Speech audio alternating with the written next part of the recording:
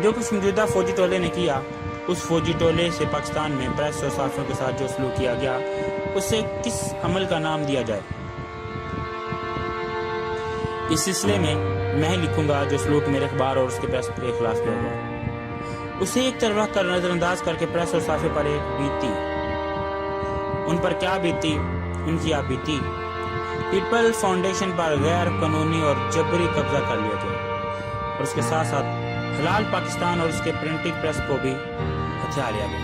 ان کا یہ عمل اس موجودہ فوجی حکمران کے اپنے معیار کے مطابق تقاضا کرتا ہے کہ ان کے دونوں ہاتھ کاٹ دیے جاتے ہیں۔ آئیں ان باتوں کو ایک طرف رکھتے ہیں، لیکن میں صحافیوں کو کوڑے لگانے کے لیے نظر انداز نہیں کر سکتا۔ الفتح اور معیار کو جس طرح بند کیا گیا اسے ہم فراموش نہیں کر سکتے۔ فوجی ٹریبیونل نے سرسری سماعت کے بعد ہمارے ساتھیوں کو جو سزائیں دی وہ بھلائی نہیں جا سکتی۔ اس وقت جب میں یہ سطور لکھ رہا تھا، صحافی بدستور گرفتار کیے جا رہے ہیں۔ ان کی اکثریت گزشتہ 6 ماہ سے بھوک ہڑتال کر رہی ہے۔ گزشتہ 30 برسوں میں جتنے آدمیوں نے بھوک ہڑتال کی، ان کی تعداد ان سے کہیں زیادہ ہے۔ کرتار سیبس کے صفحہ 393 پر بیان کیا گیا ہے کہ مسٹر یحییٰ بختار کی چیئرمین شپ اس پیشہ ورانہ کمیٹی کے اراکین میں سے ان کے لیے کسی نرم گوشے کا نتیجہ نہیں۔ جس پیشے سے وہ تعلق رکھتے ہیں، یہ پرخیال خراج تحسین جو مسٹر یحییٰ بختار کو پیش کیا گیا، جو اس وقت اٹارنی جنرل تھے اور انہیں لا اینڈ آرڈر کمیٹی کا چیئرمین میں نے مقرر کیا تھا، درندگی پر مبنی اس دستاویزات کے خلاف ہی یہ زیب دیتا تھا کہ ایسا رویہ اختیار کرے، کیونکہ ایسی بات کہنے والوں کو ہی یہ صلاحیت گویا ملی ہے کہ وہ دوسروں کے دلوں کے اندر جھانک کر دیکھ سکے۔ اصل مقصد تو مسٹر یحییٰ بختار خان سے انتقام لینا ہے، کیونکہ وہ میرے وکیل صفائی ہیں۔ اس لیے ان کے خلاف دوسروں کے دلوں میں تعصب اور اناد پیدا کرنا حقیقی نصب العین ہے۔ کرتار سیبس کے صفحہ 403 پر یوں بیان کیا گیا ہے کہ مسٹر زیڈ اے بھٹو جب تک اپنے عہدے پر فائز رہے، یہ ظاہر ہوتا ہے کہ وہ تاریخ کا بڑا شعور ہے۔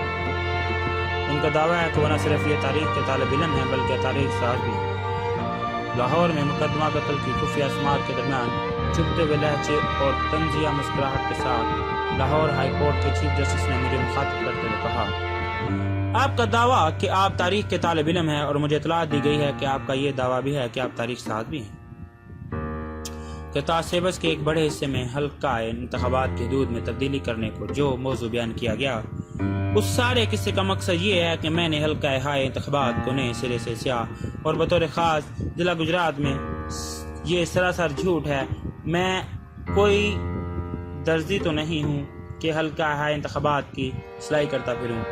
گجرات کا یہ قصہ اس لیے بیان کیا گیا کہ ایک سیاستدان کو شیر بنا کر پیش کیا گیا، اور یہ دکھایا جا سکتا ہے کہ اس ضلع میں اس کا اثر و رسوخ ناقابل تسخیر ہے۔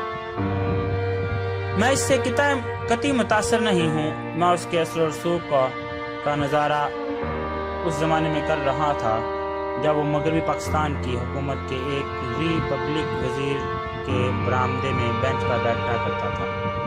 میں جانتا ہوں کہ وہ کس طرح گڑگڑاتا ہوا میرے پاس آیا اور میرے قدموں میں گر پڑا جب مغربی پاکستان کا ایک تمام طاقت رکھنے والا گورنر اس کی بدعنوانیوں کے خلاف کارروائی کرنے والا تھا۔